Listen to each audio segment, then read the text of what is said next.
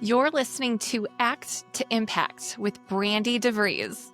That's me, your host, and this is a bonus episode. I work with people who want to make a difference, and this show is dedicated to fueling the fire within anyone to ignite action and inspire others to make an impact. Through heartfelt stories of resilience, hope, and community, I'm sharing my personal experience as a longtime fundraiser and advocate for the national nonprofit Children's Cancer Research Fund. I'm also inviting pediatric cancer families to tell their stories and highlighting individuals who use their unique gifts to create a positive impact. Each episode is going to inspire you to become aware of your untapped potential, connect with causes close to your heart, and finally take action to make a lasting impact. So it's time to ignite action. First of all, I want to thank you for listening to Act to Impact. It means so much to me. So we are approximately 10 or so episodes in at this point, and so I thought it was the appropriate time to share a little bit about me and my pageant journey and what brought me really to this point right now with Act to Impact and the podcast.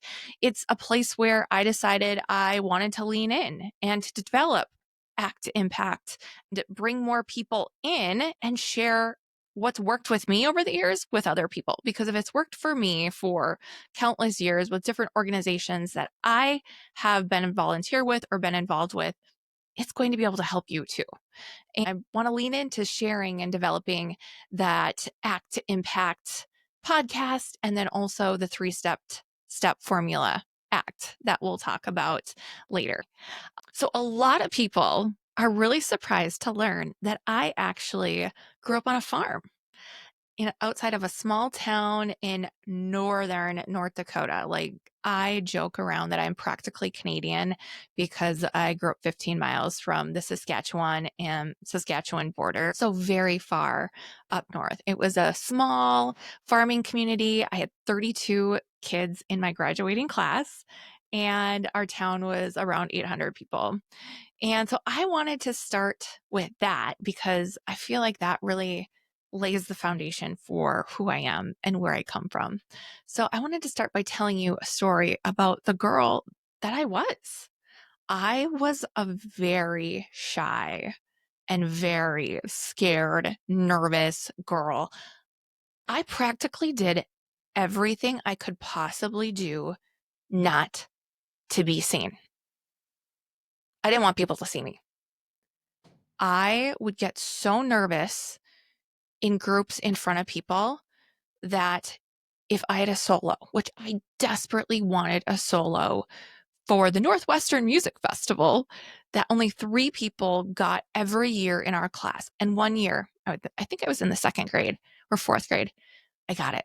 And let me tell you, this was a big deal because I'm not a very good singer. I'm glad that Mrs. International doesn't have talent portion.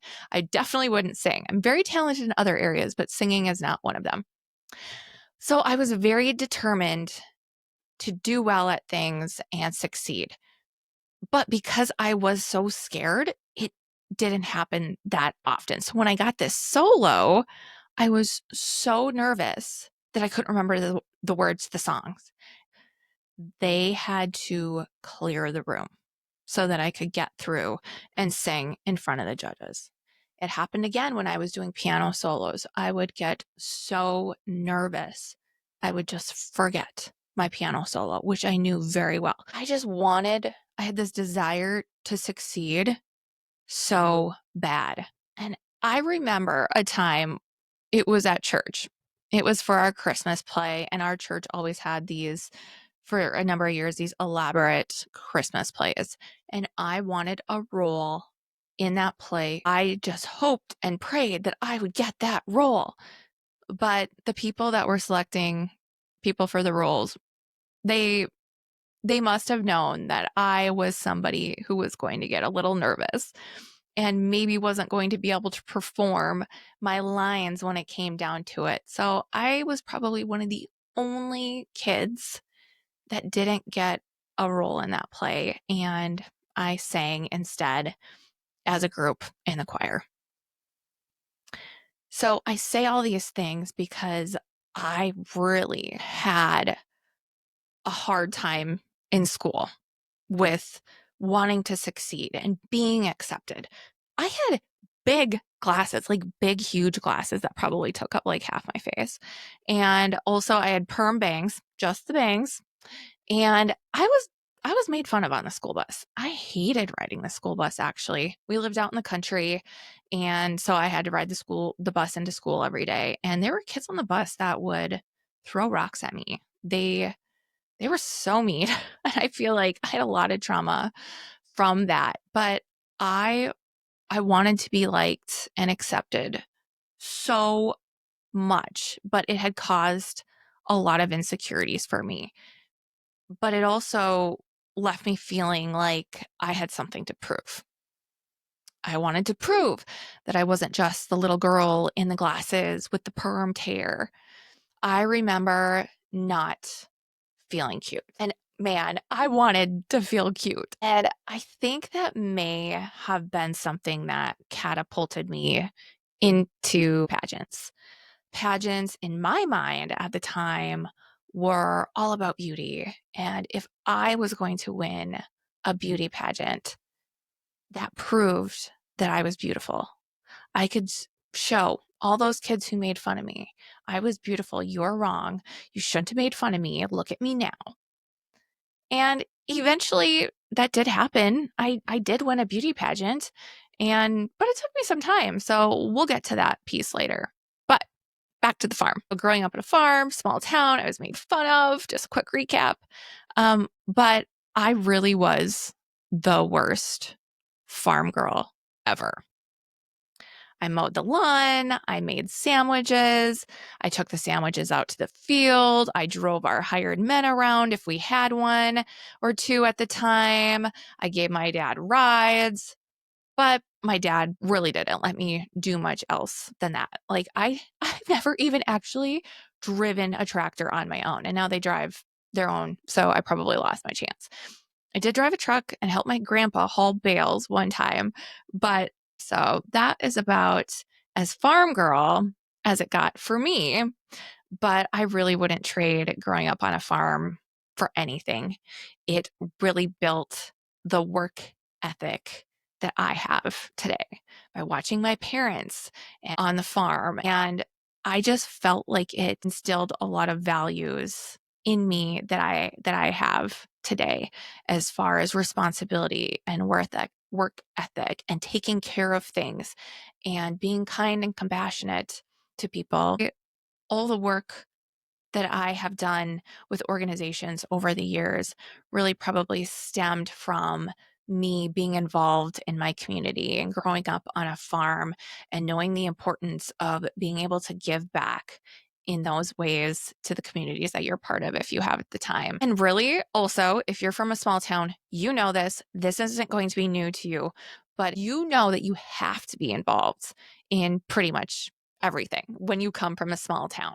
So, like I said, I volunteered. I was in FFA. I was in the band. I played flute, but I also did sports. That was my jam. I did all the sports. So I was a 3-sport athlete in high school. I played basketball, volleyball, and ran track. I'm actually a 2-time North Dakota state champion. So state champion in girls Class B basketball and also a state champion in the girls Class B 4x4 relay. So the 4x4 1-mile relay. Competing in sports really laid the foundation for the mentality that I have today. And it allowed me to be able to run 1 year in college at the University of Mary in Bismarck, North Dakota. And I only ran there 1 year because I fell ill to mono for the second time my freshman year of college. And it was really, it was a struggle for me. It really changed everything for me at that point because I was somebody who didn't quit. I was somebody who challenged myself. I brought that work ethic to the practices. And when I commit to something, I'm committed. I don't back down. I don't say, oh, I'm going to do it later. Like if I commit to something, I'll be there. But that was hard for me because with mono, I had to throw all those things out the window. I couldn't push myself. I couldn't challenge myself. I had to quit. And that was hard. But I feel like that is also where I needed to find something else to do with my time. I knew I had the time. That was the first thing I was aware of. I was aware that now I had time because I wasn't running, I wasn't competing in track meets, and I wasn't at practices. So I took a hard look at where can I use my gift of time, but also how can I use my past experience as a volunteer in high school. So in high school, I volunteered with my grandmother at the food pantry almost every week, either unloading food or when families would come in, I would help pack the bags or take names or hand out sheets. And so I knew that that was something that was missing. And now that I had time I had time to do it. I had time to give back to my community again. One of the main reasons that I got into pageants was because of my volunteering background and giving back to the community. It was brought to my attention that I could be recognized for my volunteer efforts through pageants. I had initially started doing pageants in the 8th grade, and it was a scholarship-based pageant. And I had so much fun with it. I was the top 10, I think, or 15 or whatever it was. I had so much fun. Then I probably didn't do another pageant until my senior year of high school. I did the Miss USA system and competed for Miss North Dakota Teen USA. And then, like I said, once I got into college and realized I had more time to do this again, I was like, all right, I'm going to give pageants another shot. So my freshman year in college, I was still considered a teen competitor. So I came back and competed at teen. Was pretty disappointed. Didn't do that well. But then I also am of Scandinavian heritage. And so the next pageant I competed in the next year was the Miss Norsk Husfest pageant. And so I got to represent the Husfest, which is North America's largest Scandinavian festival that takes place in Minot, North Dakota every fall. I was their ambassador for a whole week and just walked around and talked to people and spoke about the Husfest, did some interviews, carried flags, presented things for people. So it was a really fun week. And then went back and competed in the USA system as a Miss contestant for the first time. And I didn't win. I think maybe I did take a year or two off. And somewhere in there, I started competing in the international system. I competed as a teen and I competed as a Miss twice. And in 2007, on my third time competing for Miss North Dakota International, I won. And this pageant was a game changer for me. This was the newfound confidence that I needed, that I was looking for. And it was also instrumental in the ability that I had to make a difference. So by this time, I was working with Big Brothers Big Sisters as a volunteer. And so that was my platform as Miss North Dakota International and what I took to the international pageant in 2007. And it was at that point that I really realized how I had really become aware of the gifts and the skills that I could use with Big Brothers Big Sisters, and how competing in a pageant and working with the international system and collaborating with them, what a big difference we could make together. The Miss International system really gave me the foundation of service and the heart of service that I have today. And the reason why I am so passionate about helping people to identify the skills that they have and how they can make a difference and how they can connect with an organization and how they can take action with them. So after competing at Miss International 2007, like I said, it gave me a lot of confidence because I was the fitness winner and I also was second runner up, which I'm still very proud of this day. So I went back to compete at the Miss USA system because I was thinking, all right, I got this. But a lot of people don't know that I competed a total of 6 times before I won the Miss North Dakota USA title in 2011. And then after that, I have been involved in the pageant community as a mock judge and judging at pageants, I have steered a lot of girls and women to pageants, especially the international system. I have probably steered and recruited around 9 women and girls that have competed as a Miss, a Teen, or a Mrs. in the international system at the international level, either from Minnesota or from North Dakota. But I feel like I'm really good at getting to know the girls, and based on what their skills and talents are, identifying what pageant system is good for them. All right, so where I've lived. So you know that I'm from a small town in northern North Dakota, and I went to school at the University of Marion-Bismarck, and I lived in Bismarck for 10 years. After college, I worked in the state government. I ran a statewide business venture competition, and then I kind of was starting to get a little, I don't know, bored, and I could see what my future was going to be like. And I just decided at that point, like, I needed a change. I wanted to change it. I didn't want to stay on the same path that I was on. So I took a huge leap of faith and I moved to Minneapolis, a place I actually said I would never move to because it was too close to home. But at that point in my life, it actually felt really perfect. And my sister was living here in Minneapolis. And so I just told my parents one day, I'm like, I'm moving to Minneapolis. I'm going to make it work. I'm going to figure it out. And I did. It took a couple years, a couple different jobs, different apartments, but eventually I landed at exactly where I'm supposed to be. And it led me to Cole. And you're going to hear more about Cole and I in another bonus episode because we're going to talk about our story together, but also how we're making an impact with Children's Cancer Research Fund together as a couple. But moving to Minneapolis and all those jobs and experiences and the pageants, that's what led me here to where I'm at today.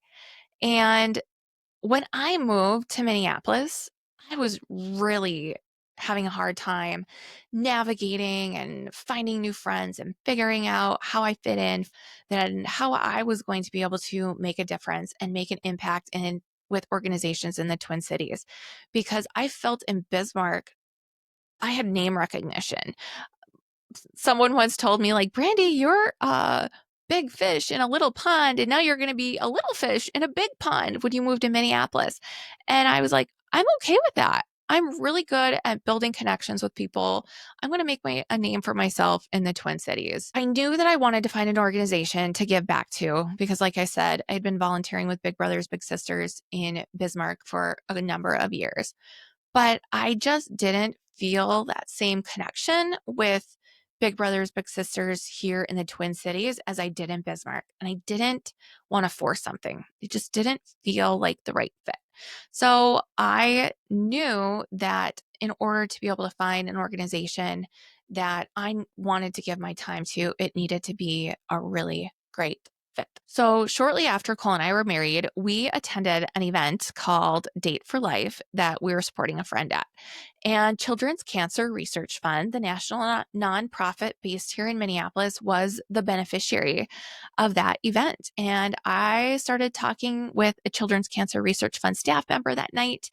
I learned about the organization, and the more we talked, the more I knew that I had found the organization that I wanted to give my time to and I wanted to make a difference with. What got me really excited is that they were forming a new young professionals type board, and I was asked to be one of the founding board members for it. What got me excited about this is I knew I had skills and resources that I could use to help them build that board, to help them lay out the mission, to help put the plan in place. I'm good at building things from scratch. I love doing that. And so I was super excited about working with an organization where I could make a direct impact by using my skills. So because of all that, it was a really easy yes to get involved because I was so aware of those skills and the talents. I had identified them. I knew I had those. I knew I could bring it to the organization, connecting with them and to take action and helping them build this new board. So this is where the thought process for the ACT formula came in. Here is how it played out in real life. And what I realized is that this same scenario had played out every time I would partner with an organization or volunteered for a nonprofit. I was following this 3-step process ACT without even realizing it. I was always, 1, aware of the skills and resources and time and talents that I had. 2, I was able to connect those with an organization. And 3, I took action. I didn't wait. If the answer was yes, I jumped right into it. I tell you these things because I believe everybody has a purpose, but you just may not know how to identify it. So with sharing the ACT formula that I've used, it's an easy way that I can work with people who want to make a difference.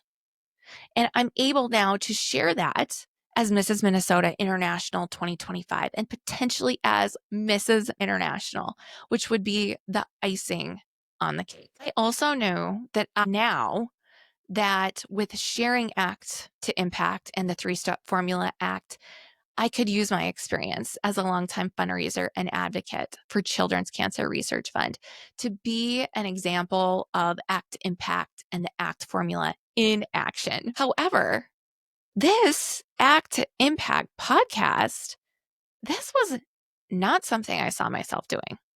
This was initially not in the plans.